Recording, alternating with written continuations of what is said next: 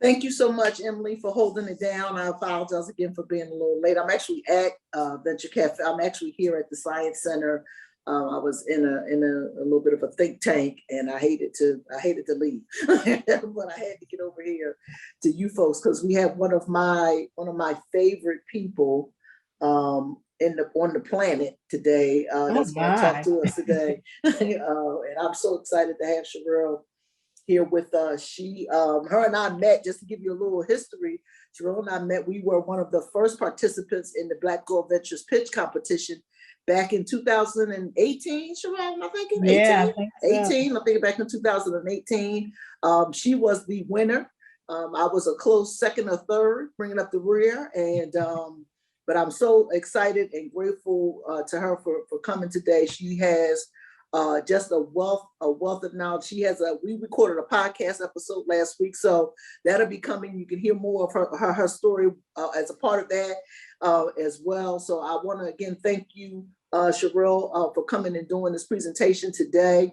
Again, just to our participants, remember you have to attend a minimum of 6 sessions in order to be able to pitch.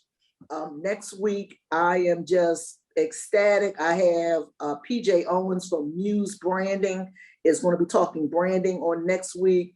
Then we have CGM Philly coming. We have a great lineup of speakers coming as a part of this OnRamp cohort. So I want to really encourage you as much as physically and virtually possible to not miss out on the session.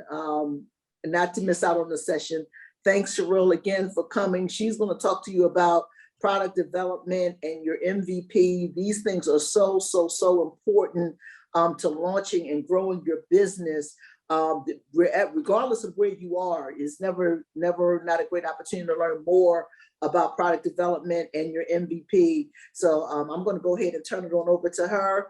Em, did we make her give her co-hosting privileges so she can share her screen?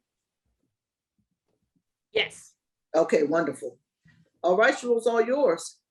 Okay, good afternoon, everybody. Thank you so much, Tanya, for inviting me on, and Emily, thank you guys for hosting this. I'm excited to share what I know this evening, and I want to keep it real, so feel free to type your questions in the chat. If you've got a burning question and I keep on moving, then raise your hand, but I do have some breaks in between the presentation to ask questions. So let's get started here. Let me see.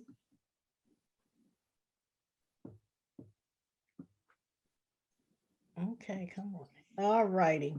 So I'm going to give you a little bit of background about myself, and we're talking about physical products here. So building and launching a physical product. I know there was a presentation a couple of months ago that I attended in developing a tech product. So it was a really good presentation. So if you guys are interested in that, then definitely check that out. So we're going to talk about building and launching a physical product and your MVP. So a little bit about me and my background. I actually have a degree in engineering, so that's why you see all the math there. And I actually wanted to be an astronaut. Now, at the time, I had never even took an airplane ride until I was 18, and that just changed everything for me. But I wanted to be the first African-American astronaut. But it happened that Dr. Mae Jemison became the first African-American female astronaut. But that's a little bit about me. I was born and raised in Baltimore, and I moved to Philadelphia in the late 80s. And I worked at Lockheed Martin for a number of years. And then I was laid off and started doing a nonprofit organization where I raised money for student moms in college, and I helped them pay for childcare. And what I saw is that while I was working with the moms, I would see them carrying their diaper bag and their book bag and their purse. And I was like, wait a minute, I'm carrying 2 or 3 bags while taking the train in the city. I had my lunch bag, my backpack, and my purse. So I came up with this idea. I was like, there's got to be a bag on the market where I could separate my shoes from my purse essentials, or I could separate my lunch from my purse essentials and my laptop, because oftentimes we're just digging in the bottom of the bag to find items. And so when I couldn't find anything, I thought about it was, is this something that I could do? Can I create this bag? So I was thinking about it and I was like, nah, I don't think I could do it because I don't know anything about manufacturing. I don't know anything. I don't know anything about fashion design. And it sat on me. It just nagged me and nagged me. And for a few months. And then one day I said, you know what? I'm just going to give it a try. I'm going to give it a try. And so I started drawing out what I had in my head. I drew it out.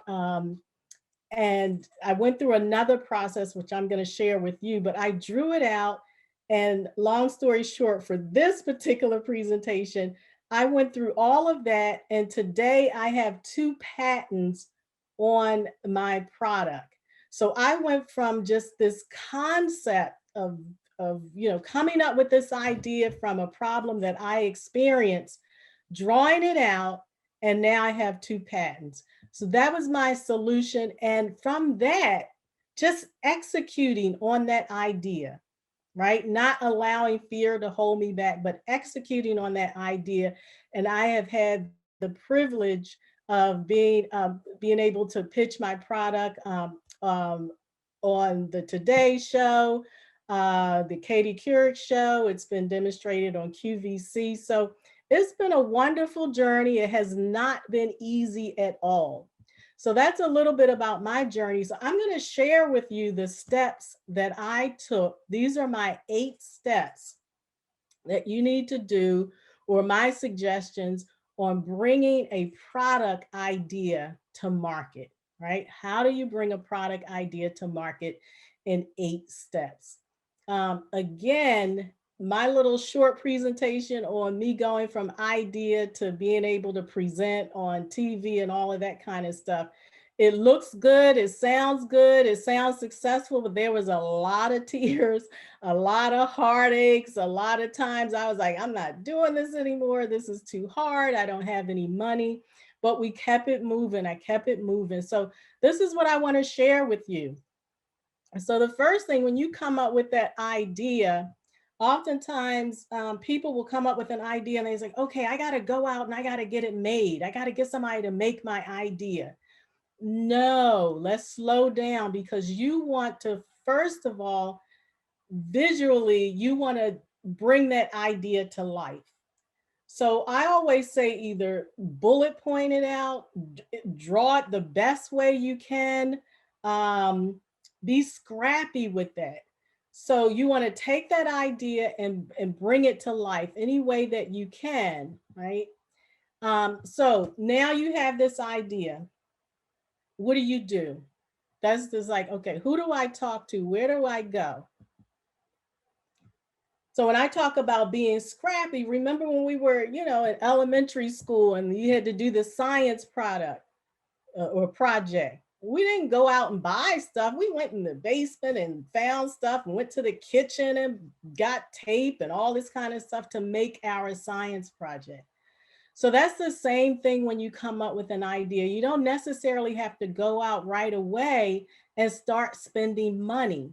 You should be able to spend some time yourself and creating that thing the best way you can. I always tell people it doesn't have to be pretty, it just has to be functional. So you want to spend some time with your product to get it to a place where you can say, yeah, this is going to work. I think this is going to work. So when I talk about finding things around the house, you can see that these are pretty good prototypes. Somebody made a little camera. It looks like some cardboard, magic marker, and I don't know, that might be a cap from a baby bottle or something like that. So this becomes your MVP, your minimal viable product, right? So you're using the things that you already have at home, or maybe you're going to the dollar store, maybe you're going to Home Depot, but you're spending as little as possible. to bring your idea to life. You don't have to run off and say, oh, I need somebody to make this for me right away. And then you got this little race car. It's like a paper towel roll here with the old CDs.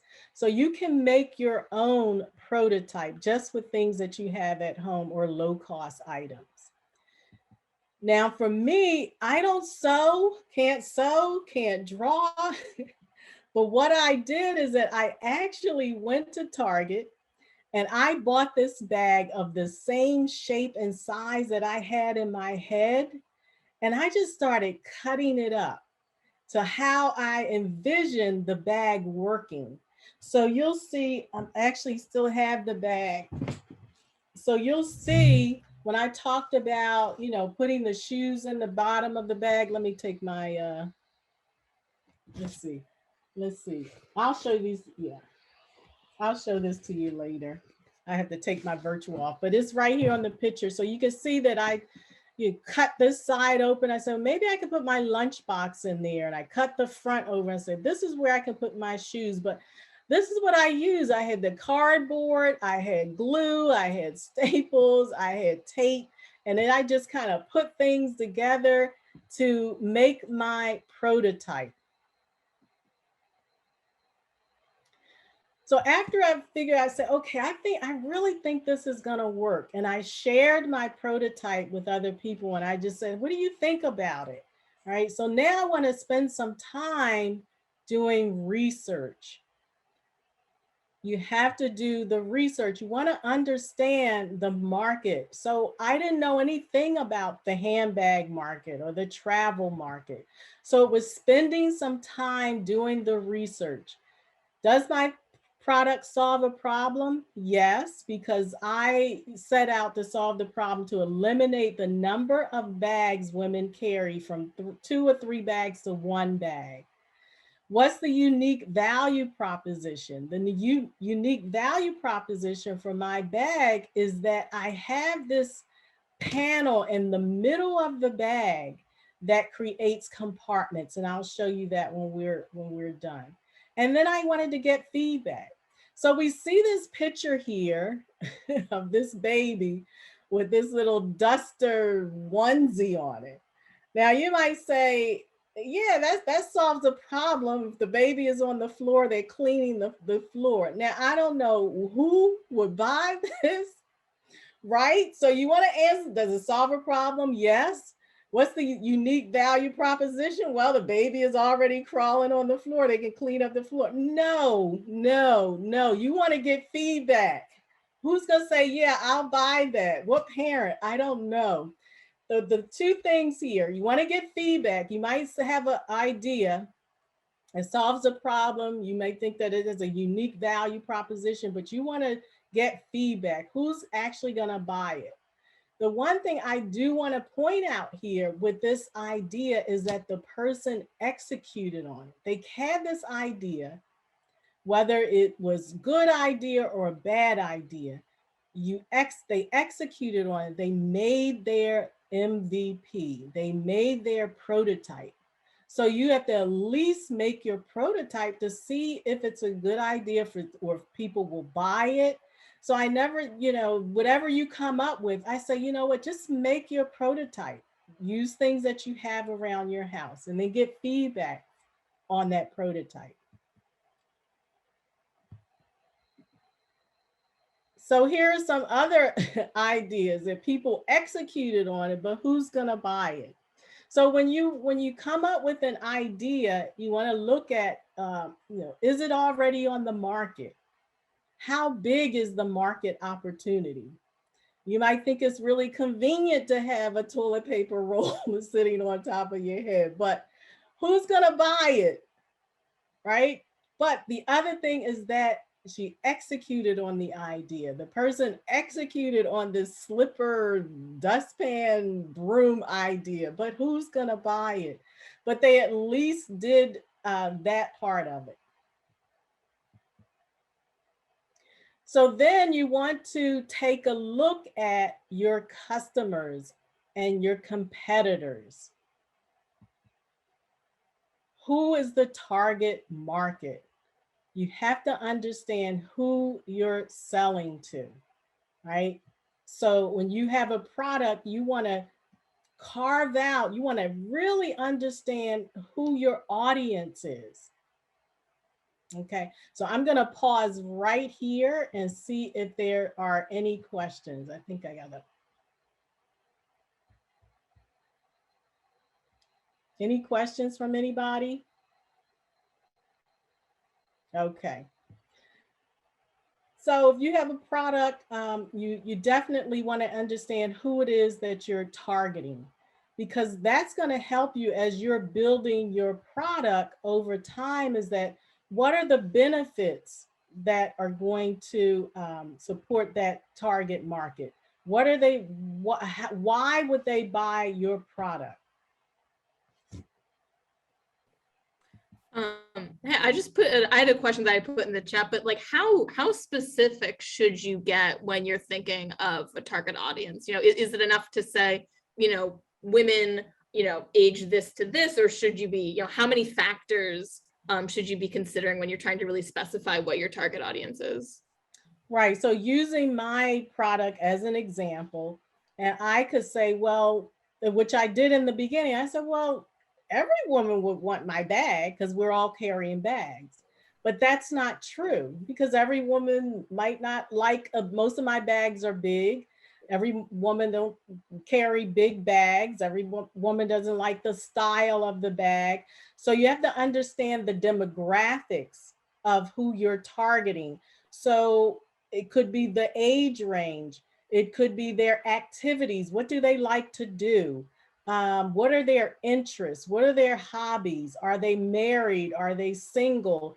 Do they work out? So when I'm targeting my market, I'm looking for women between a certain age who are professional women. Maybe they're working out after work, so they want to carry their gym things in their bag, or they could be vegan, or they have a special diet, so they're carrying their lunch all the time. So I'm going to look for women who are in a metropolitan area where they're probably taking the train or they're walking a lot. So those are the things that we want to look at, the demographics of who you're targeting. So you see, I have different demographics here. I have people who are running here. So you might want to look at somebody, if you have a product for athletes.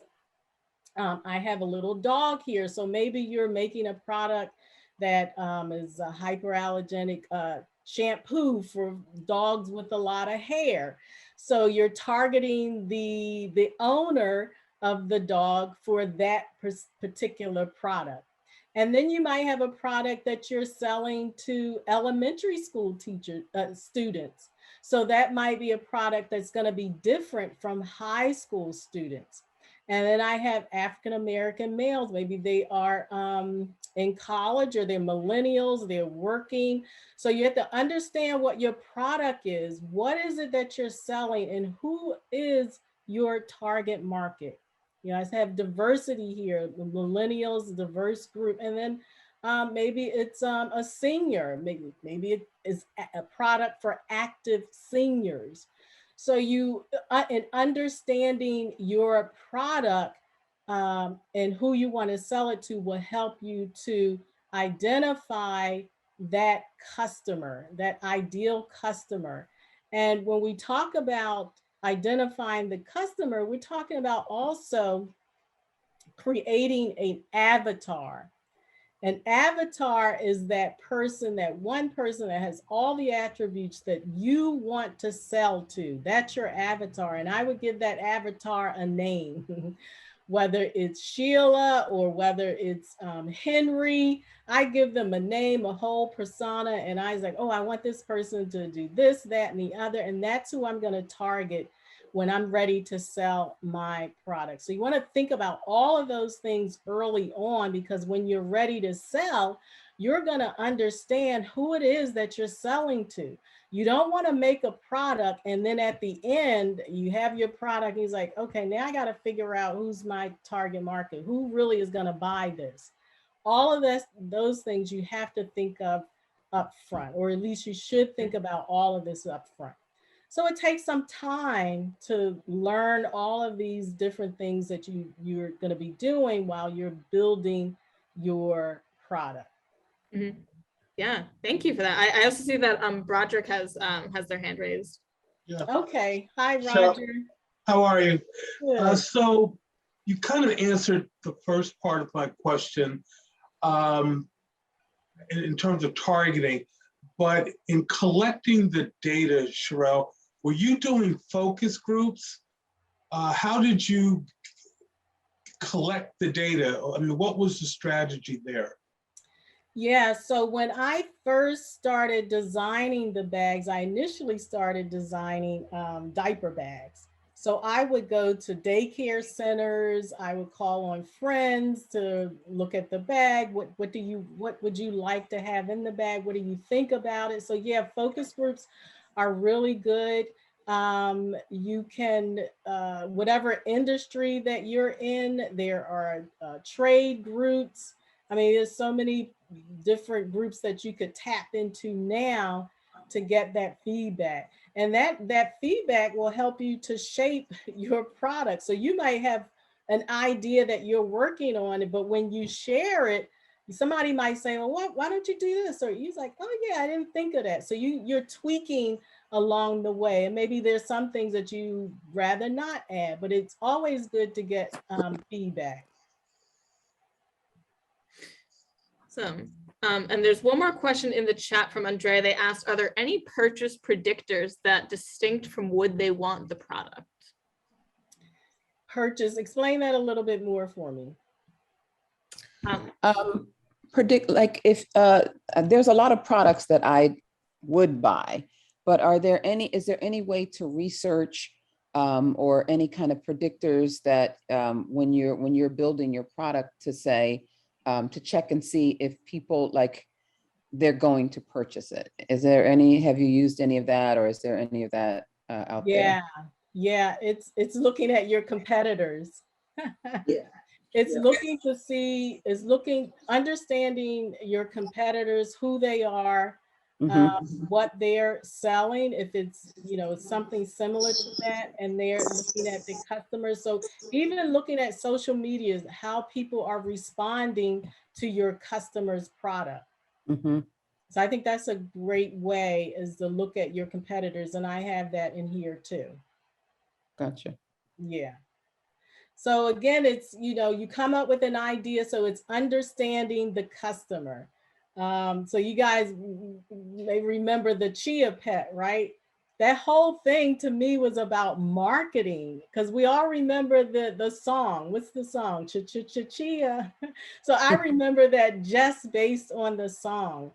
But the coverall, the blanket with the little dog, like who is the customer here? So we can see it's an elderly lady, but nowadays that product did really well on the market. So how do you get your competitors' data of what they sold, or how much or which product? Like if there's a lot of bags out there, there's bags everywhere. How do you get the data of the product that's closest to yours? Right. So it's research, but it's also you're looking at the price points. I started looking at the price point at where I wanted to sell, at what point I wanted to sell my bag. So a great place to compare and look at other products that are similar to yours is Google Shopping. If you do Google Shopping, and then you can put in any product, and there's going to be similar products that come up. So you can say a rocking horse, right? You can put in rocking horse. For Google Shopping, you're going to get all of the brands that sell rocking horses. And then you can look at it. Is this similar to the rocking horse that I want? Does it whistle and rock? Does it roll and rock? You're going to get all of that information on Google Shopping. So you compare, you look at those pictures, and then you compare the price point. And then you can go and look at the social media on that and see what people are saying and how they're responding.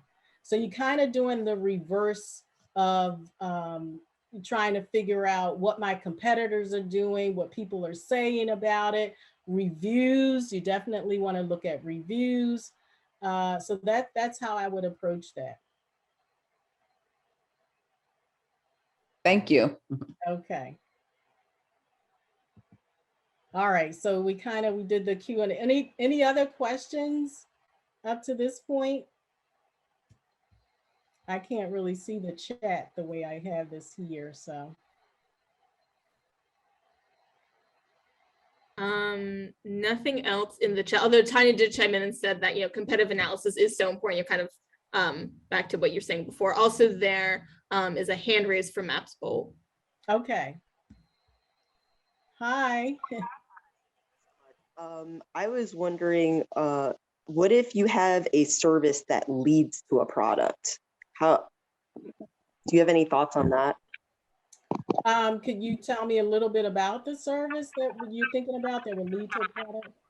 Sure. I'm working on a service that allows people to source their own materials for their wedding rings. Ah, okay. And what is the actual question to that? So there are a lot of obviously products, but there aren't services that lead to that product. And I think that what I'm working on is like a twofold thing. It's like a service and a product. And so I'm trying to figure out basically like I know who the target market is, but in terms of creating like a focus group or finding the right people, I guess I'm trying to, because I don't believe there's any current competitors in this area. I don't think this has been done before. I'm trying to like figure out ways to make comparisons. Yeah, so it sounds like you want to identify people who care about like sustainability, the environment.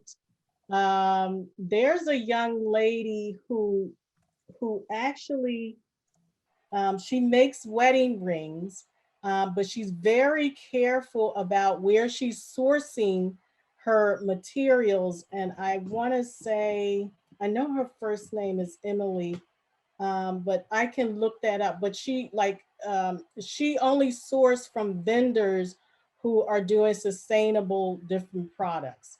But she doesn't offer that as a service. So I think that's really cool that you're offering it as a service, but she does, once she makes the product, she has like, it's certified that it's not blood diamonds and it's not coming from, you know, hostile and countries and things like that.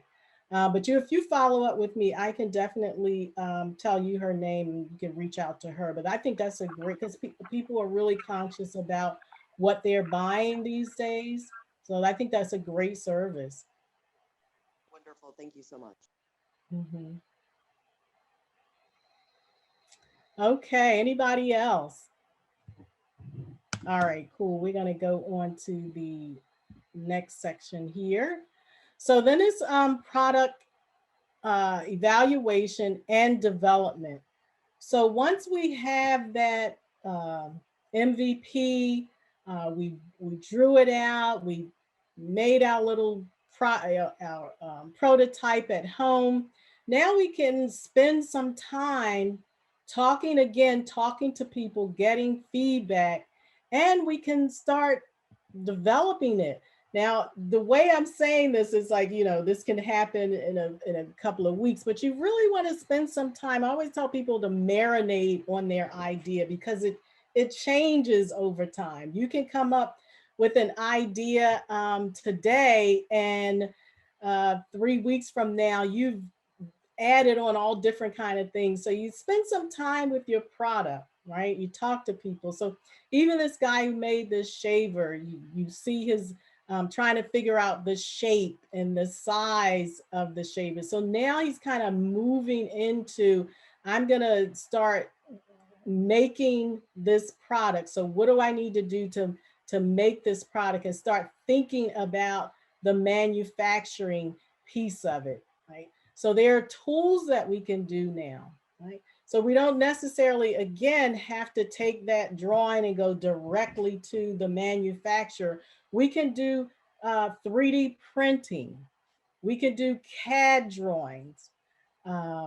So these are the things that we want to spend some time on doing it and just really massaging our ideas. Now, when we do the 3D printing, we do the CAD drawing, or even when we do get our first sample, there still may be some changes that that you need to make. But the idea of coming up with an idea, a product idea, is execution. Just always execute. Sometimes we get stuck. It's like, I don't know what to do next. I just don't know what to do next, and we get stuck and we leave it alone. So if we could just continue to do a little bit at a time and continue on that road, that you'll finally get to that finished product. And so these are some of the ways that will help you to move into the manufacturing process. So again, we drew it out the best way we could. We took it from our head, we put it on paper, either drawing it out or buying different products and making our own prototype. And now we want to make it up and make it a little bit more pretty and work on it a little bit more. So Joy Mangano is the inventor of the Miracle Mop. And I don't know if you guys saw the movie, but it's very interesting the way she came up with this idea. She basically came up with this mop where you just twist the handle and it automatically wrings the mop out.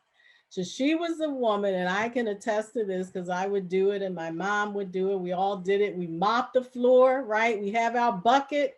We mop the floor. We put that mop in dirty water. Then we take it and we wring it out. And Joy was like, what is this? I don't want to touch dirty water anymore. So she had this idea and she came up with the Miracle Mop. The Miracle Mop was all about not having to touch to wring out the yarn or touch the dirty water. All she had to do was twist that little area up here, and she came up with the Miracle Mop. Now, was it easy? No, she went through a lot of iterations. She had the opportunity to sell the product on QVC. I forget what happened, but she wasn't the one that was selling the product. It was actually a man that was selling the product, and he just didn't do it justice. So you are your best salesperson. So when she first went on QVC, it didn't do well at all because the person that was selling it didn't understand what was the importance here, what was the value proposition here. But she knew if women or people who were cleaning houses, if they saw that mop, that they would buy it. So she pushed her way, she talked her way into getting on TV and selling it herself. And now she's a multi-million-dollar woman because she knew her product. She knew that it hit a pain point and that women would love that. And so so that's Joy Mangano, and it's all about execution. Again, it doesn't have to be pretty, it has to be functional. So you just want to keep it going because eventually you're going to get to the point where it's going to work like you want it to work, but it's going to probably go through some iterations before you get there.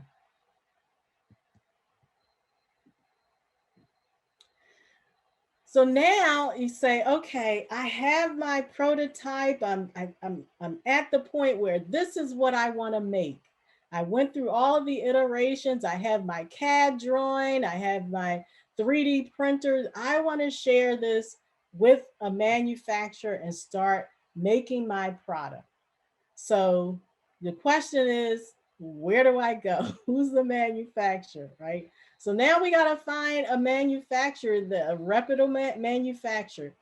So you want to look at domestic, if you want to look at domestic factories, manufacturing in the US. I have some resources at the end of the presentation, but you evaluate whether you want to make it in the US or if you want to make it overseas. You look at all of the pros and cons. If you just definitely want to make it in the US, then there are some resources available. But you're going to be looking at costs.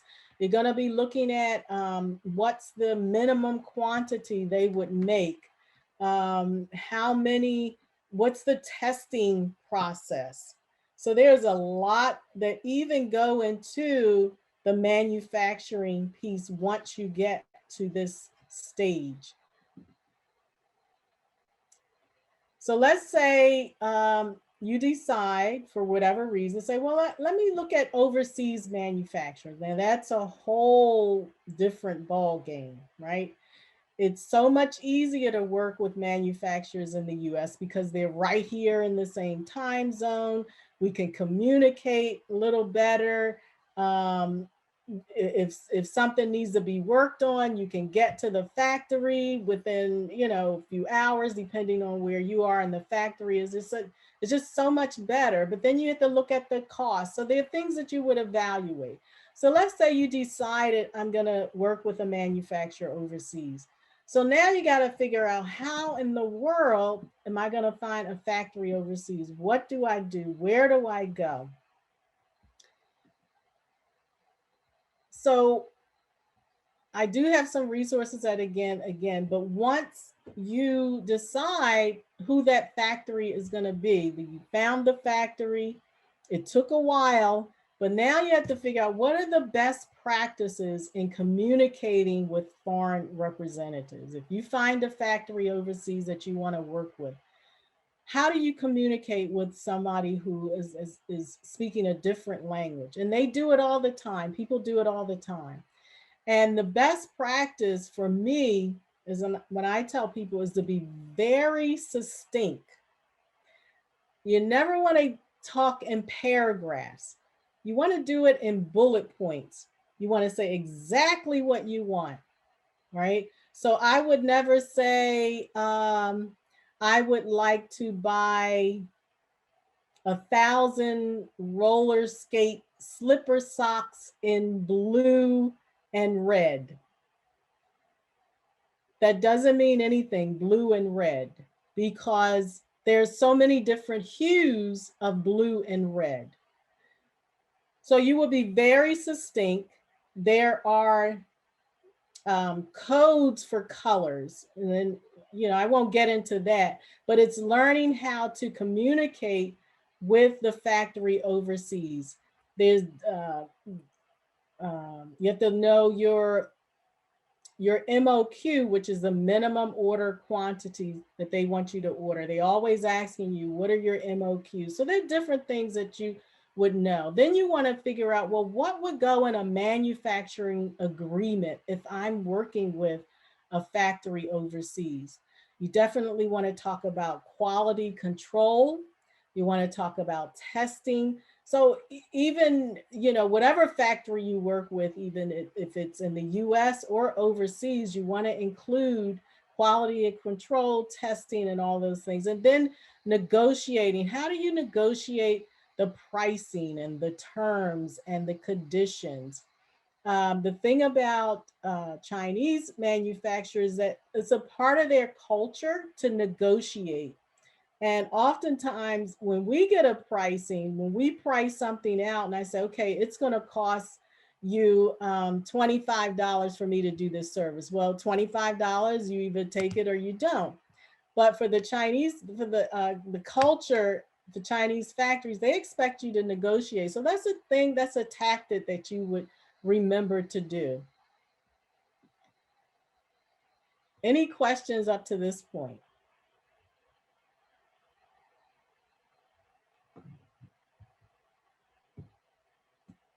Okay. All right. So, okay, so now we've taken that idea from our head, we drew it out, we made our prototype, we've identified who our customer avatar is, we've talked to our potential customers to get feedback. We've done our 3D modeling. We worked on our prototype. We took it through.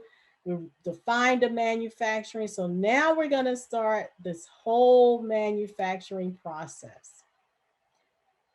And it's a lot, but I broke it down for you here a little bit. So when you go into production, and say if you had an idea that you wanted to protect. So if you're working with a manufacturer in the US, you can get them to sign an NDA, a non-disclosure agreement, which means they won't share your idea or make your idea or anything like that. But when you're working with a factory overseas, they may be happy to sign an NDA, but you really don't have, it really doesn't mean anything because you don't have any territory. You can't enforce the law there. So when you make a decision to have them make your product, it is a risk. You can, there are different things. You can get an attorney or what have you, but there are some factories that are legitimate. And how will we know that? Because a lot of the companies in the US work with overseas manufacturers. So that's a piece of it. So they're going to ask you, or they're going to give you what they call the FOB price. Once you negotiate your pricing, they will finalize and say, this is the FOB price. So for example, if I want to get some aluminum water bottles made, and they tell me the FOB price is $4. That means and I order 100 of them. That means the factory is responsible for moving those aluminum water bottles, for packing them up and moving them from the factory to the shipper.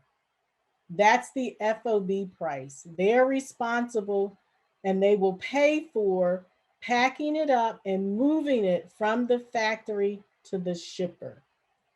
If it's not an FOB price, it's usually what they call EXW, which means they will make the product, they will pack it up, but you're going to be responsible. You're going to pay to move it from the factory to the shipper. So that's another piece that you would know that you would need to know. That's a part of the production.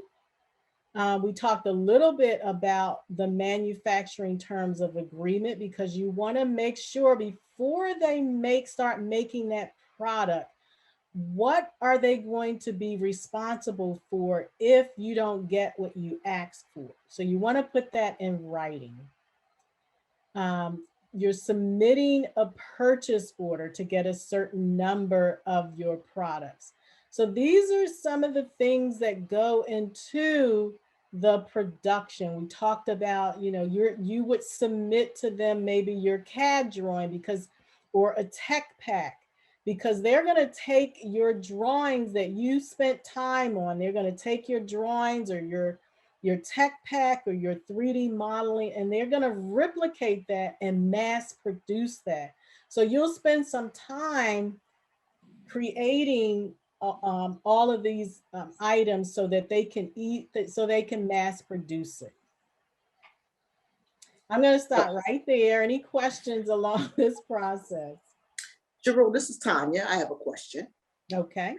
So at what point do you move from, okay, I got this idea, I'm patenting, I'm ready. Like how quickly do you get to this, or how long does it take to get to this place where you're ready to get a manufacturer to sign an NDA? And what are the costs involved, and as far as the FOB price as well? Yeah, so it really depends on the time that you put in up front. Mhm. So if you have, and it depends on the complexity of your product, Okay. right? So if you have a product that has electronics or anything like that, it's going to take you longer to get to this stage. But I'll use my bag as an example again. Because I was designing it and developing it, it took me about, I would say 6 to 8 months to get the bag to where I wanted it and go through the sampling. But if I was just ordering, let me see what I got. If I was just ordering something that was already on the market, say aluminum water bottle, and I just wanted to put my name, my logo on that water bottle, and that's just choosing a water bottle already on the market. And so you can do that very quickly. So number one, it depends on the complexity of your product and how much time you spend up front. And when you are satisfied with what you are, where you are in your product development. So it can go Okay. quickly as you want or lag it out. I think there are two other, Kenny has her hand raised. Hi, Kenny.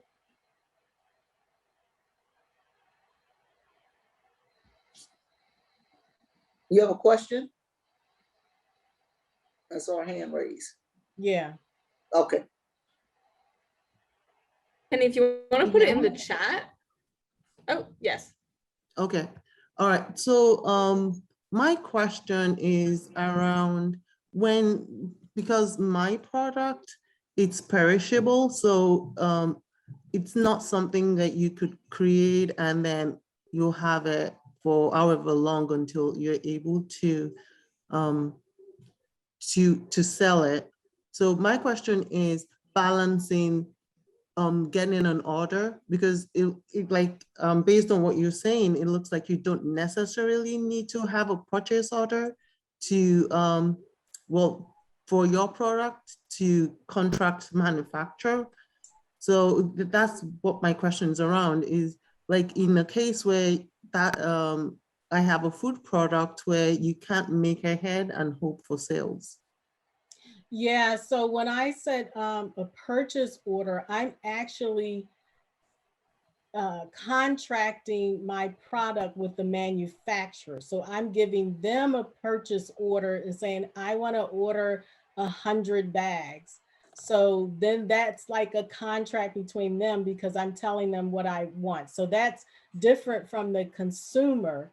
So your purchase order is if you're, if you're doing mass production or if you're in the food industry, is that you still have to tell the whoever is co-packing your food how much you want to make, right? So you're going to have to pay them to make a certain number or how your quantity of whatever you're making. So you're going to be submitting to them some type of purchase order or document saying, I want you to co-pack this amount for me. Right? And they're going to request that you either put a certain amount down or the pay for it at once. I'm not sure. So that's what I meant by the purchase order, not from the consumer, but the factory. And so Sherrill, is it, at what point do you, like with the FOB price that you talked about earlier, that determines whether or not who's responsible for shipping it to that next phase, right? Is that all a part of the PO? Yes. So when you're negotiating your price, you always want to ask for the FOB price. Okay. Tell me, just give me the FOB because I want you to pay for and you to be responsible for moving it from the factory to the who's going to ship it. Mm-hmm. Now for me, because I've been doing this for a while, sometimes I'll ask for the EXW price, which means I'm going to be responsible for shipping because I work with logistic managers who could get me a cheaper price for me to do it. Got it. Okay. Got it. But okay. for and for general purposes, you always want to get FOB price. Yeah, That's good to go. yeah. Okay, so let's say, all right, let's see, da da da da da. So once contract with this manufacturer, they're gonna take your either your 3D model, your CAD drawing, or your tech pack, and they're gonna use that to make your first sample. They'll ask for a sample fee, which usually isn't expensive depending on what your product is. You can get samples made, especially overseas, for less than $100. And so it's always worth it to at least get a sample of your product, again, depending on the complexity. But usually it's 100, less than 100, or maybe no more than $150. So whatever your idea is, you really can get some samples. You would get that sample, you would review that sample to tweak it, to say, oh, well, maybe this doesn't work that well. I want to make this change. So that's your opportunity to make changes. That's your opportunity to share it with people. What do you think about this sample? Would you use it? Would you buy it? That's your opportunity to take that sample and, again, look at it, marinate on it a little bit, and share your samples and see how people respond to it. So let's say you make changes to your sample. You say, okay, I'm going to tweak this. I'm going to change that. You send that back to the factory and they will make you a second sample.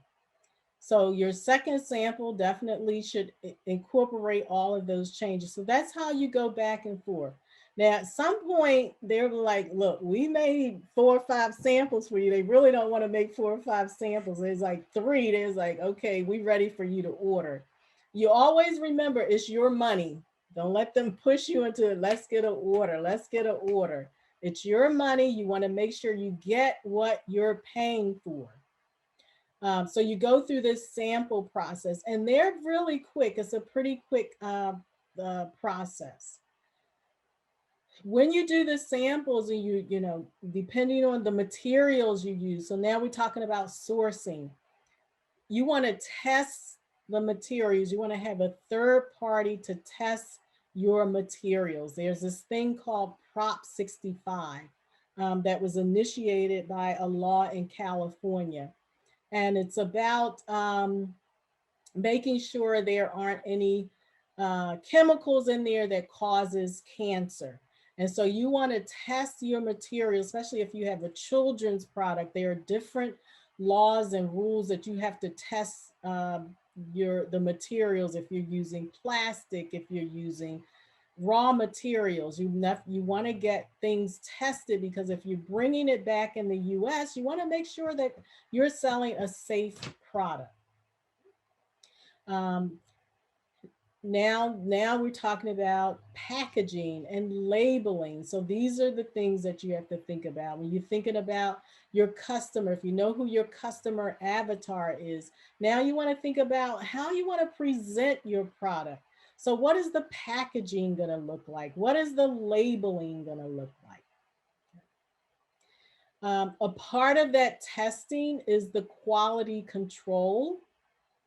And there are different thresholds. So for example, if I'm getting 100 pieces made, I'll say, okay, you know, I know that 100% is not going to be perfect. So I might give you a very low threshold out of that 100, you know, maybe I don't want no more than 2 of my bags to be defective. And believe me, I have gone through that. I had 30% of my first product defective. So what I'm sharing with you is from experience. So now I know how to set my threshold so that if I can reject this if you don't give me, if my thresholds aren't met, I'm not paying you. And so that's another thing that would go in the terms of agreement. You can set up a random inspection. So always third-party inspections can come through. Now, the markings and hiring a logistics company kind of go together. The carton markings is really about packing your product. I was helping a young lady and she had a product that was made out of ceramic. So if it's not packaged right, it could break, it could crack. So it's, you know, it's about packaging your product, it's about putting the right markings on your product. So let's say we're finished with production and we've gone through the inspections and everything. My thresholds are met, random inspections. So now I'm going to hire a logistics company to pick my products up, and they moved it to the supplier because I got the FOB price. I mean, they moved it to the shipper because I got the FOB price. So that shipper is now either at an airport because I can air ship, or that shipper is at a port because I can put my product on a boat. Now there's a lot of paperwork, and based on your duties, your custom fees and all that kind of stuff. So you hire a logistics company to handle all of the paperwork between the countries on moving commodity from overseas into the country. So there, it's a lot, but it's all intertwined and they work really fast in this process. So I know it sounds overwhelming, but I just wanted to break it down. What is the process? But it really moves fairly quickly, and the factory kind of takes over this process for you. So really what you're responsible for is that terms of agreement, your inspection, setting those thresholds, and then they kind of help you with the rest of the process, the NDA. Any questions from this? Okay. All right, so now it's logistics. And I just talked about, you know, bringing your commodity over on the ship. So it's all about keeping track of your inventory and your money while your goods are in transition. That's what the logistics person is going to do, take care of that. So let's say all of that is on its way to you. Your product is on its way now. So now you got to think about, well, how are you going to start shipping the product to the customer? Right? So for a startup, you likely want to start from home, right? You get your product in, you maybe get a warehouse, or maybe you have a basement, you can put your boxes in, and you can pack and ship from home to save some money. Any questions on any of this so far? Hi, this is Yasmin. My question is, what about drop shipping? How do you feel about drop shipping? Is that like a cool way to start a business? Yes. Yeah, drop shipping is really great because you don't have to manufacture the product. So all of this stuff I just talked about, you don't have to do because somebody else went through this process. So you can find a product that's already selling, people are already buying, and then you can drop ship a product that's already being made by somebody else. So yes, that's a cool way to do a business, because you don't have the headaches of going through the manufacturing process. Thank you. And sorry, I'm going on mute so fast. My son is playing the table loudly in the background. Oh, that's okay. All right, anybody else? So, you know, even with the drop shipping, you know, it's somebody else's product. So if you have an idea that you want to bring to market, then this is the process of getting your product to market. Now, there's another way to bring it to market. You can have an idea and you can try to license that idea to a company that will make it for you. Then you wouldn't have to go through that. So then that's a whole another thing that you would research, different companies that may be interested in your product idea.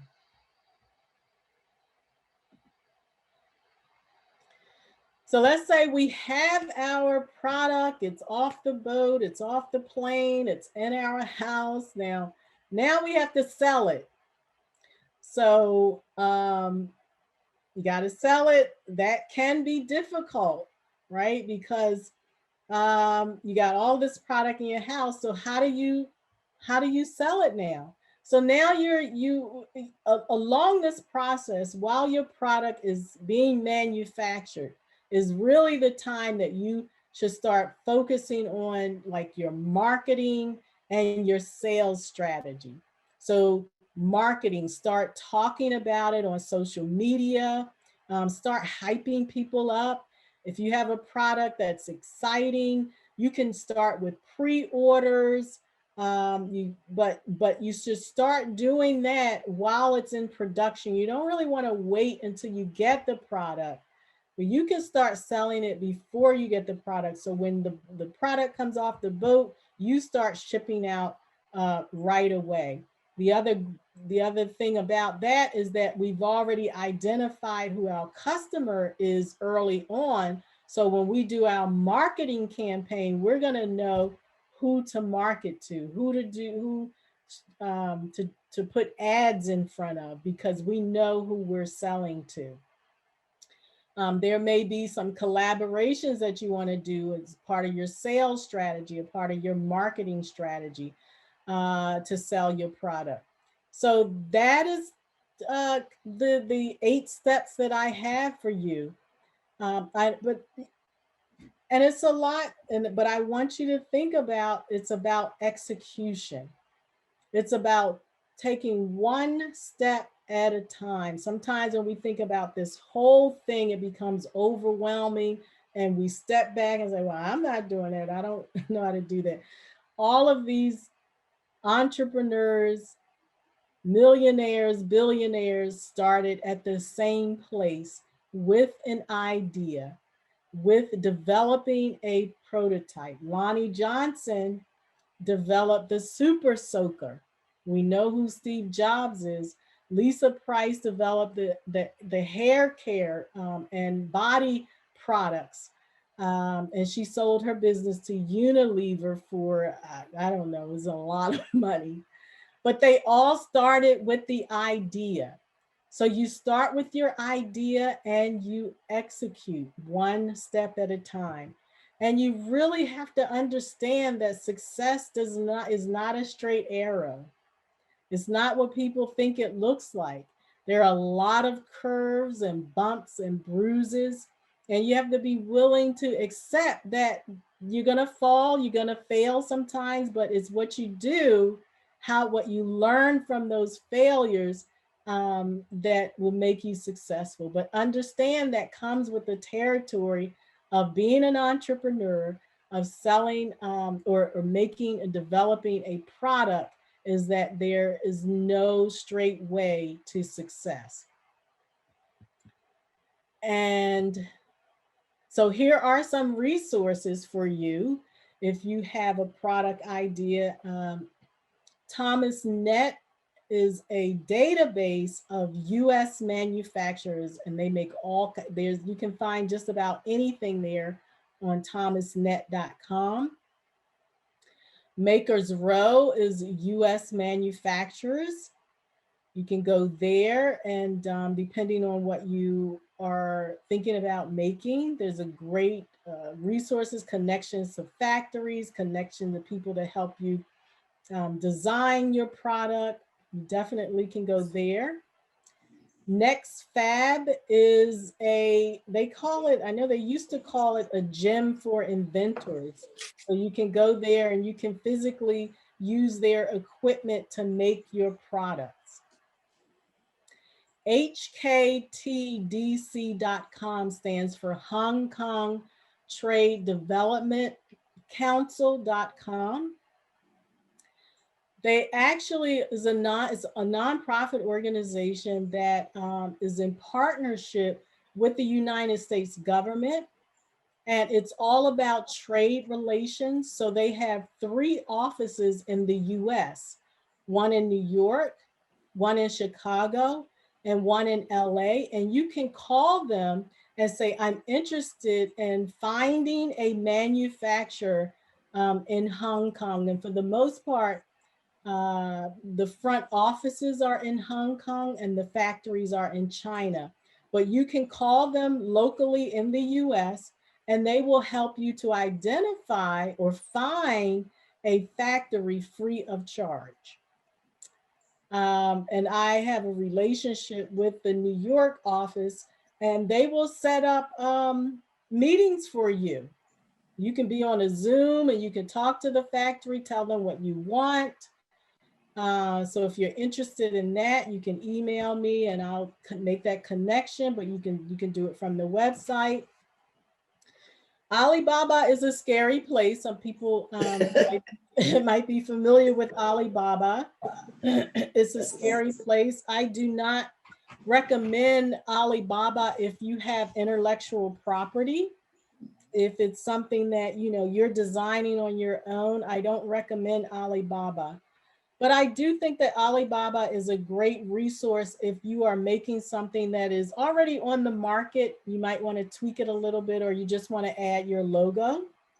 I order, like I talked about the aluminum water bottles. I order my water bottles from aluminum. The good thing about Alibaba, if you go through the website, if you get something, if you get bad product or if it doesn't come in time, you can request your money back.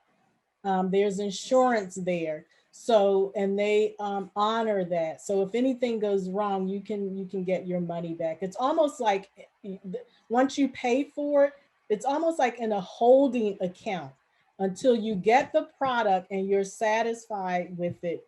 So Alibaba can be good for that thing. There are a lot of trade databases that will show you what companies are bringing products in from overseas, and you could see some of those companies. So here, these are some of the resources that I have. So you can screenshot this. And yeah, so that's it. 8 steps. I hope that wasn't too much, but these are my 8 steps that I did to bring my product to market. And I teach you start up with Sherrill, and I go through this process, but I pretty much gave you the information. So yeah, thank you guys so much. Any questions at this stage? I see a hand raised, and just to add to something Sherrill brought up, which was Lisa Price of Carol's daughter. She sold Carol's daughter to L'Oreal for $27 million. Wow, yeah. And she started in her house. Started in her house, her and her sister and her mother. Yep, yep. So someone had a question? This is Loretta. I had a question. I was wondering, in terms of manufacturers overseas, is there a website or an organization that keeps track of how well they treat their workers, like, or anything like that? Is there any way to look into that? Yeah, you can. There are certificates, child labor law certificates that a lot of them can provide to you. You can cross-reference those certificates. I can't remember the website, but you can cross-reference those certificates to make sure they're legitimate on the government website. I don't know the government website, but you know, it's a lot of research and digging. Great, thank you. You're welcome. Yes. I I had another question. Suan, thank you so much for your presentation. And just as a side note, I guess this was a few years ago now, but my mom is always like looking for ways to just help keep me motivated. I'm on my second startup, and she had actually brought up you. I think she saw you on QVC and about the bags and whatnot. So I had heard about you before, just a motivational, personal motivation for me. So that's just a side note. But my question is, what was your break? Like, I know you went over the whole product development manufacturing process, but I feel like there's always like a break with everybody's entrepreneurial journey. Like, was it QVC? Was it somebody in your network? What really happened that if that didn't happen, I wouldn't have made it? Oh my gosh. I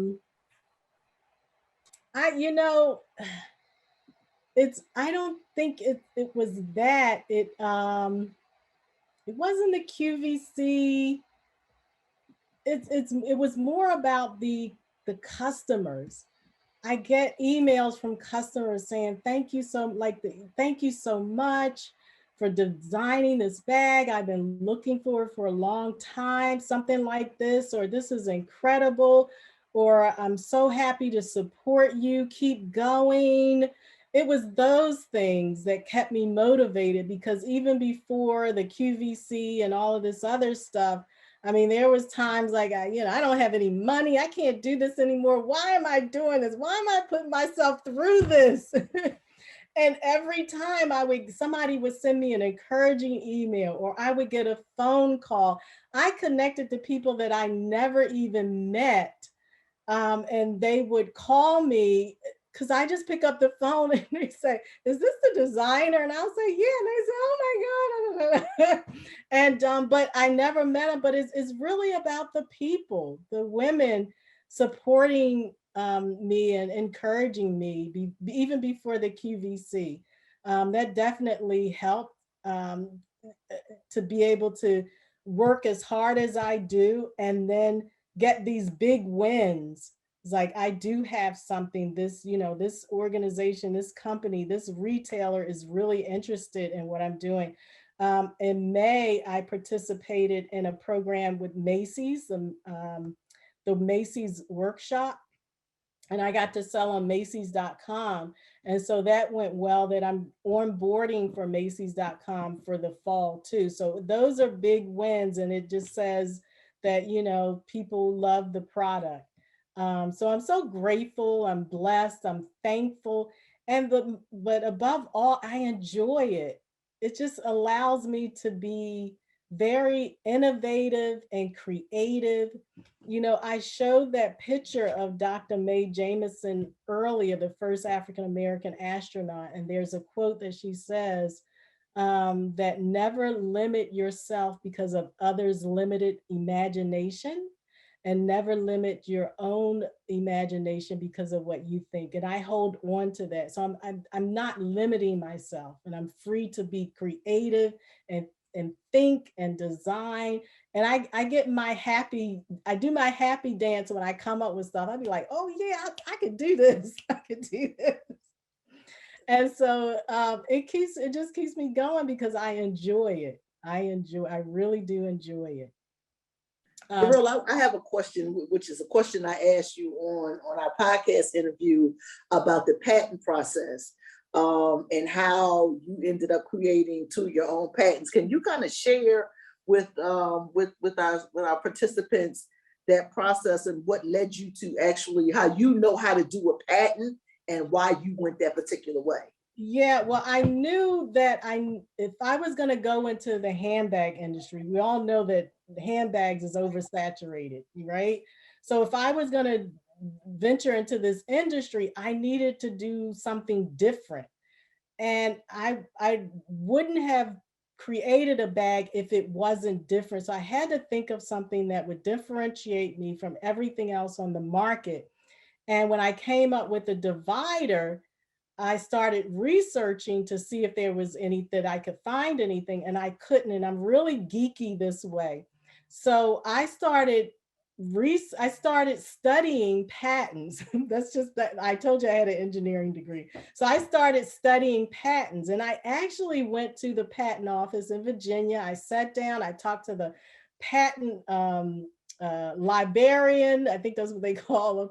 So I really spent some time studying this. And then once I studied and I figured out the format and how they would write it, I wrote my own provisional patent. The provisional patent allows you to have up to 12 months to say patent pending before you would file for the patent itself. Now, I was too scared, too nervous to do the patent itself, so I hired a patent attorney. But I did write my provisional patent based on studying what patents were and spending some time on there. That's totally, that's so impressive, so impressive. Like, Yeah. I've got at least 2, maybe 3 women in our network that are going through that process, and I know it's not easy just to get the provisional. So it's so impressive that you were able to do that. It's 5:51. We've got about 4 more minutes before we wrap up this session. So if there are any more questions for Sherrill before we let her go? I want to add one more thing. I think somebody asked me about, finding a manufacturer and verifying a manufacturer. What I did, and I don't even know how this came to me, but I was looking for a manufacturer, I think in Cambodia or something. I was like, well, how am I going to verify Cambodia? What I did is I called the embassy, the Cambodian embassy in DC. So if you're looking for a factory in another country, you can utilize the services for the embassy, because the embassy is all about relationships with other countries, and they can verify. Like, I wanted to see were they financially stable? Was this a for real business? And that's free, right? So you can do that as well. That's great. That's great. Yeah. That's a great tip right there. That's a really great tip. There was another question too, as far as who pays for the loss if the product is lost in shipping. You got to get insurance. You got to get insurance, and insurance is not that expensive to get. So you definitely want to get the insurance. All right. Any more questions for Sherrill before I let her go? This was incredible. This was, I got a notebook. I've been writing notes and everything for some of my girls now. So this was incredible. Good.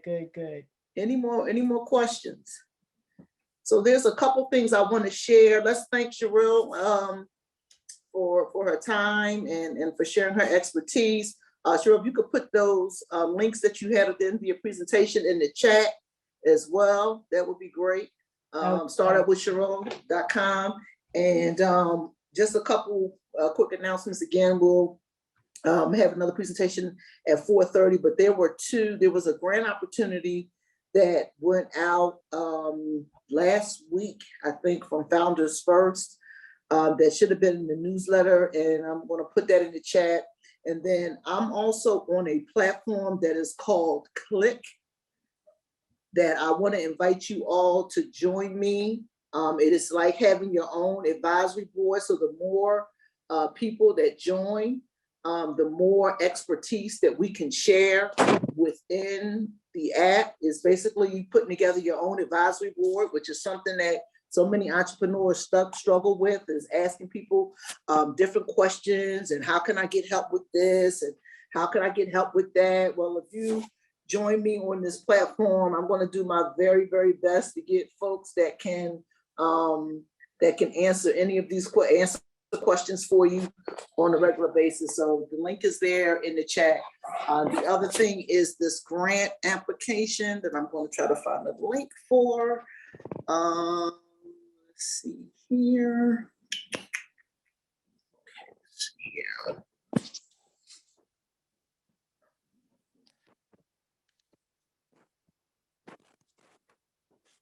Up this link in the chat for you all. This is a link for